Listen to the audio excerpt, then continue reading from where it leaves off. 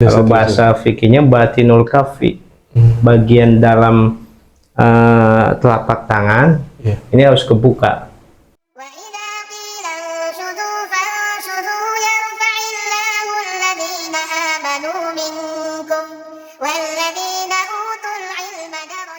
Assalamualaikum warahmatullahi wabarakatuh. Bismillahirrahmanirrahim. Alhamdulillahirrabbilalamin. Allahumma sholli ala sayyidina Muhammad wa ala ali sayyidina Muhammad. Alhamdulillah, kita dapat berjumpa kembali dalam channel Media Barokah TV. Teman-teman dimanapun berada, semoga aktivitas kita mendapatkan barokah dari Allah Subhanahu wa Ta'ala. Amin. Amin ya rabbal alamin. Kembali lagi kita pada perjumpaan dan channel Media Barokah TV ini bersama Ustadz Fathur Razi. Ya. Teman-teman dimanapun berada, kita kemarin sempat membahas mengenai lafaz talbiyah ya, Ustadz. Ya. Dan kita akan membahas lebih dalam mengenai teknis dalam pelaksanaan ibadah umroh. Ya.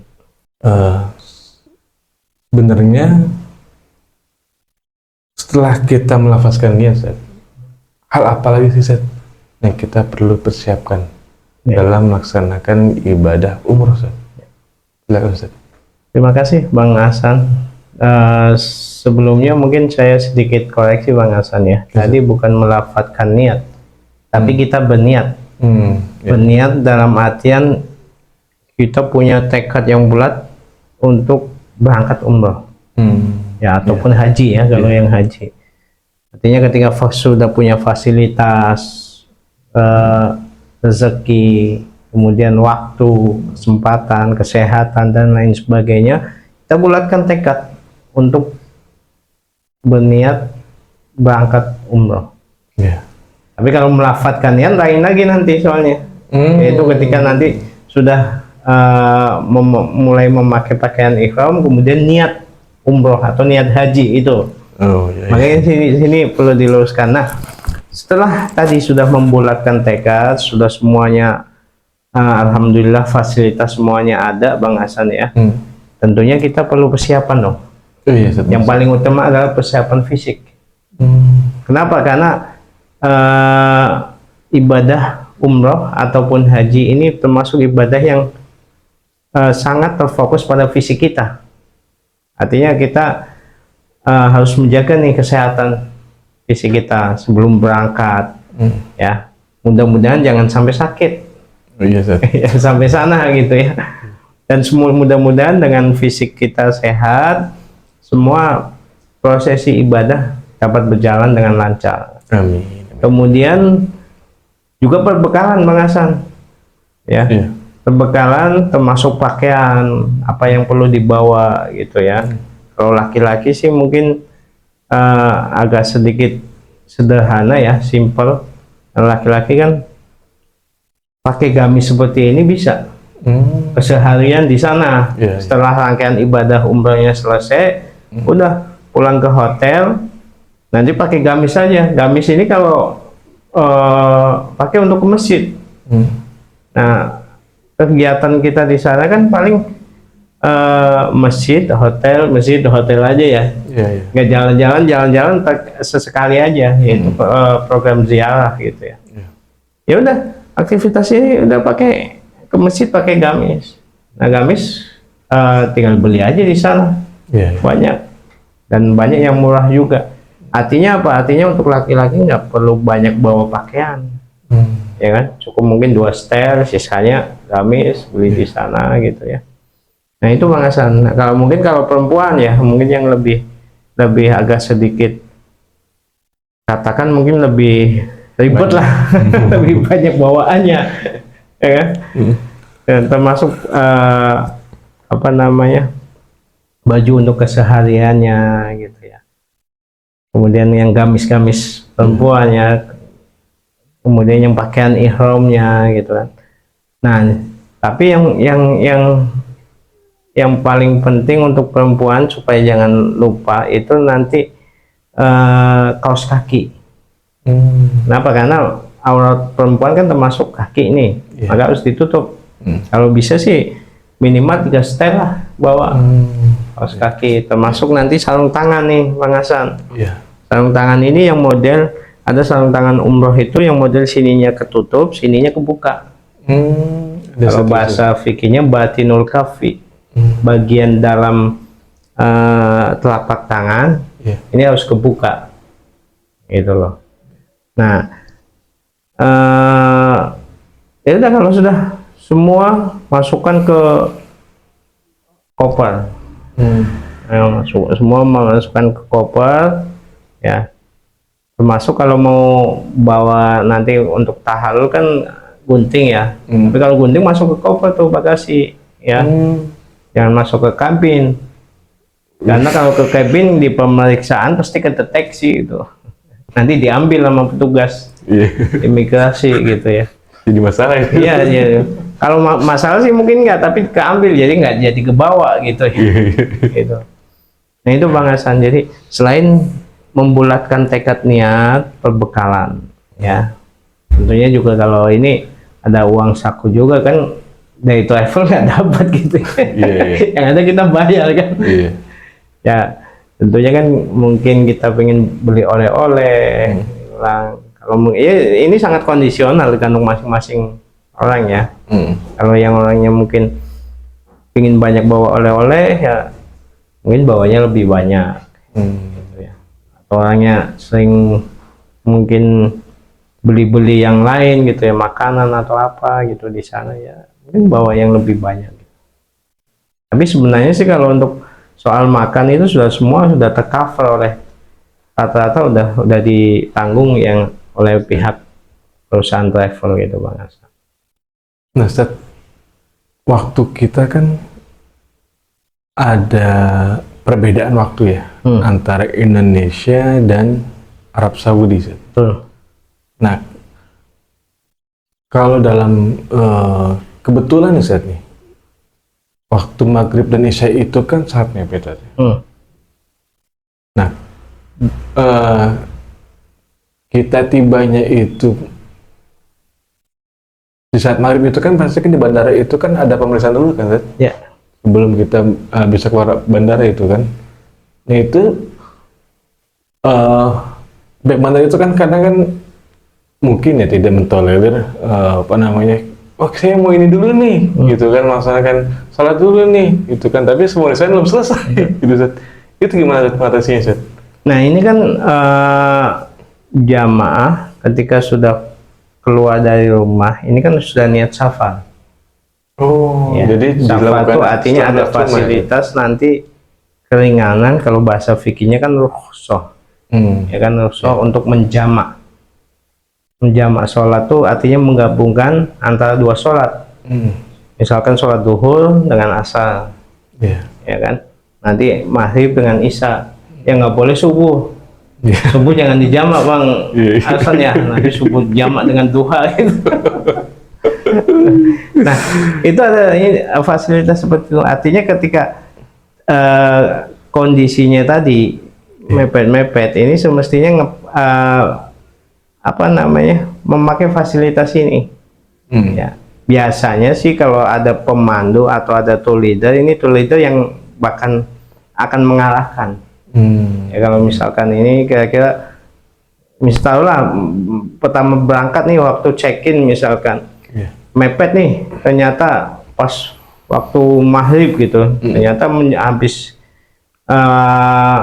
mau habis waktu maghrib ini belum selesai, aja belum sampai di ruang tunggu atau bahkan di pesawat, ini udah diperkirakan, berarti maghrib dengan isyanya dijamak, dilakukan di waktu isya nanti, ya kan.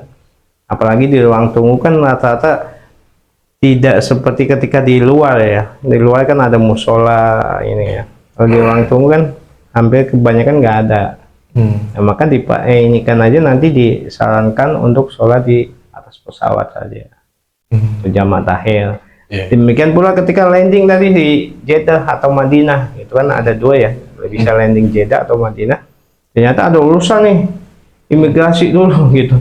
Ya udah, nanti biasanya tour leader akan mengarahkan untuk nanti sholat maghrib dengan isanya di jamak takhir. Ini kalau yang ada tour leader ya, pembantu. Kalau yang nggak ada ya ini apa namanya, pengetahuan yang untuk para pemirsa gitu. Jadi lihat kondisi waktunya. Misalkan tadi datangnya pas maghrib dan kira-kira urusannya ini nggak selesai gitu ya sampai habis ini, udah berarti dijamak dengan waktu isya, dilakukan di waktu sholat isya, itu namanya jamak takhir ya. Itu Bang Hasan. Berarti kita lihat lagi situasionalnya ya, ya, bagaimana di sana ya. di sini. Nah kalau itu, kalau kita itu zaman dari Indonesia itu kebanyakan itu di Jeddah atau di Madinah atau sama aja? Kalau dari dulu sih rata-rata di Jeddah. Yang di Madinah kan beberapa tahun belakangan aja. Oh gitu ya. Karena apa? Karena ada beberapa airline penerbangan dan sudah diizinkan untuk landing di Madinah. Dan itu nggak semua penerbangan. Oh, nggak semua, kira saya kira semua gitu. Beberapa penerbangan tertentu saja yang sudah membuka landing di Madinah, termasuk Saudi Airlines ya, itu bisa landing di Madinah gitu. Tapi lebih banyak ya di Jeddah. Nah untuk tadi kan saya sampaikan antara melafazkan dan apa tadi saya Niat, melafazkan tekad. niat, iya, dan membulatkan niat gitu kan. Nah kalau melafazkan niat itu untuk ibadah umroh itu di mana Ustaz? Itu kan termasuk rukunnya ya, baik rukun umroh ataupun haji, itu namanya ihram, niat ihram. Jadi mulainya nanti kalau yang ke Madinah dulu, jadi Madinah itu program ziarah ya, Madinah dulu ini belum niat nih. Nanti niatnya kapan? Biasanya kalau yang program standar 9 hari itu niatnya di hari keempat ketika mulai berangkat ke Mekah. Itu di satu masjid namanya Masjid Bir Ali. Kalau bahasa Arabnya Bi'ru Ali, sumurnya Ali gitu ya. Di situ Masjid Bir Ali itu mulai itu niat ihram, niat labbaika Allahumma umrotan kalau yang umroh, atau labbaika Allahumma hajjan untuk yang haji. Nah untuk yang langsung ke Mekah, jadi kalau rutenya dari Jakarta, Jeddah, Mekah, maka ada yang niat di pesawat, yaitu ketika mulai memasuki daerah namanya Yalamlam ya, di atas pesawat itu sekitar 10 menit sebelum landing di Jeddah. Nah, tapi fatwa MUI tahun 1980 kemudian ini lagi dengan kalau nggak salah tahun 1981 itu apa, dianjurkan untuk jamaah Indonesia itu niatnya di ketika landing, sudah landing di Jeddah. Gitu. Tentunya masing-masing ada rujukan ya, ada dalilnya itu Bang Hasan. Untuk semua rangkaian itu nanti kalau ada yang ada tour leader ya, itu nanti kan informasikan saja. Betul. Jadi kalaupun nggak ada tour leader kan ketika sudah ada pembekalan ya untuk jamaah, termasuk dari baik dari pihak travel ataupun kalau sekarang kan banyak nih misalkan melalui berbagai media lah, termasuk media online ya, YouTube atau yang apa, kan jamaah bisa mencari informasi itu. Karena net itu kan satu hal yang sangat krusial kalau tiba-tiba kita datang aja gitu kan, kita nggak niat ibadah haji atau ibadah umroh gitu kan ya, jadi nggak tercatat di situ. Jadi itu hal rangkaian itu nanti akan ada informasi dari tour leader, baik itu untuk niatnya gitu kan, di tempatnya di mana kan, terus kayak tadi di Bir Ali maupun di Yalamlam misalnya. Ya. Terus juga mengenai menyikapi ibadah sholat yang berdekatan gitu kan, ataupun kita landing itu sudah mendekati waktu sholat isya gitu kan, dan nanti akan sama tour leader itu akan diberikan arahannya saja. Terus kalau gunting itu tadi Zat, itu jangan ditaruh di kabin saja ya. Lebih bagus taruhnya, bukan lebih bagus, memang harusnya. Seharusnya taruh di bagasi, jangan di atas kabin. Artinya jangan kita tenteng ke atas. Itu kalau gunting, kemudian yang alat-alat seperti itulah, masuk potongan kuku gitu ya. Itu nanti bakal pasti kedetek. Iya. Jadi yang aman itu taruh di tas tenteng itu kayak paspor gitu saja. Paspor lebih bagus sih ada tas yang khusus dari travel ya, yang biasa jamaah kan ada yang taruh di sini tuh. Oh ya. Itu yang kalau bisa kemana aja dia bawa tuh. Itu untuk keperluan paspor dengan mungkin uang lah ya, itu di situ dengan HP nih.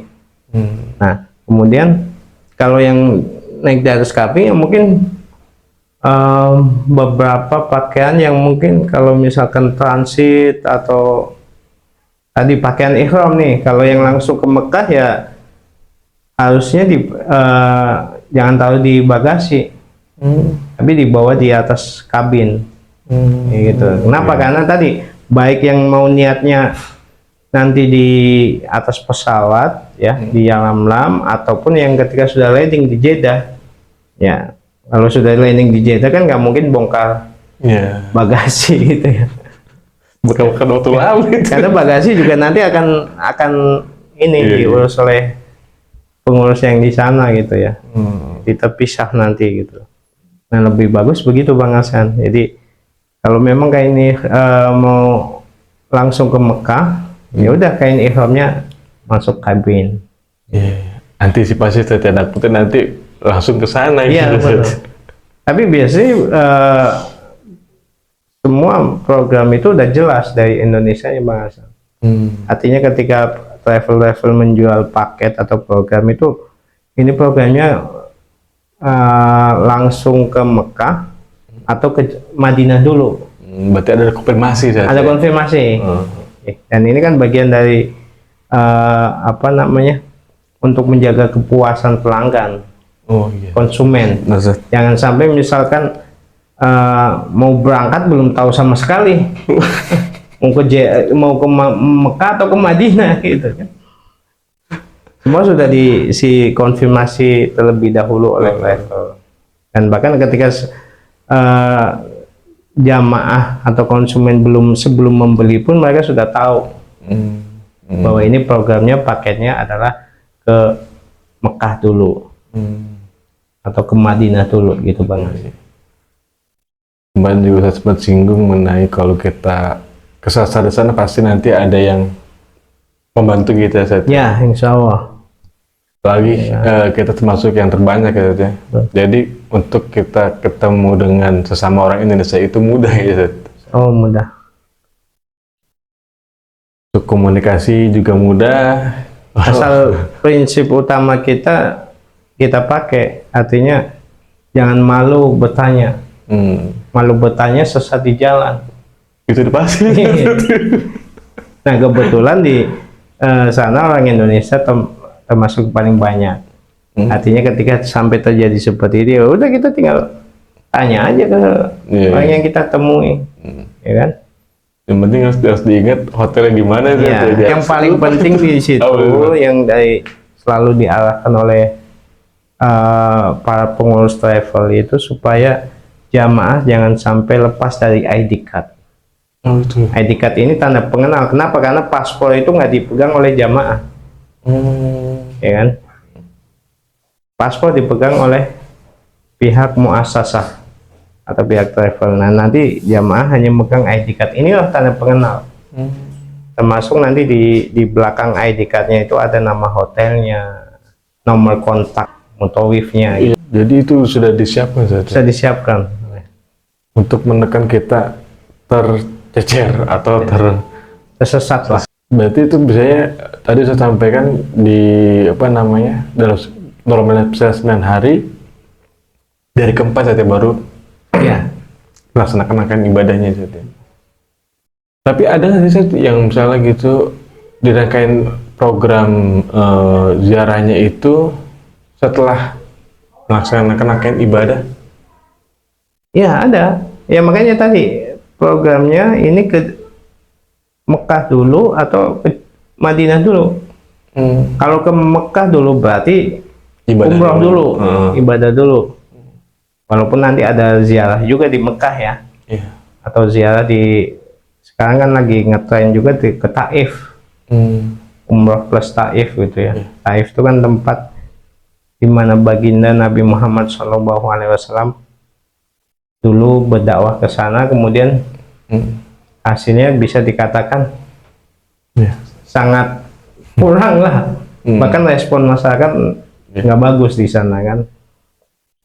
Nah, ada yang ke Madinah dulu programnya. Nantinya ketika ke Madinah ini ya ziarah dulu. Ya, alhamdulillah teman-teman sekalian, tadi penjelasan Ustadz, semoga kita dapat memahaminya, gitu kan. Kita mendapatkan manfaatnya dan semoga kita dimudahkan untuk melaksanakan ibadah umroh dan juga ibadah haji sama orang tercinta kita. Semoga kita semua dalam keadaan sehat walafiat dan mendapatkan barokah dari Allah Subhanahu wa taala. Mungkin saya ada yang mau sampaikan lagi? Cukup kayaknya Bang Asal. Oke.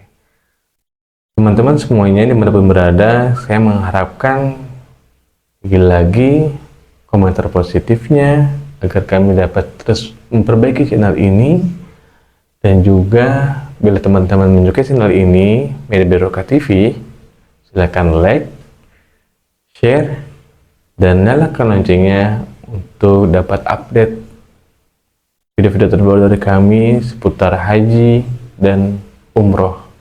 Seperti itu teman-teman. Dari saya dan Ustaz Fathur Razi cukup sekian. Assalamualaikum warahmatullahi wabarakatuh.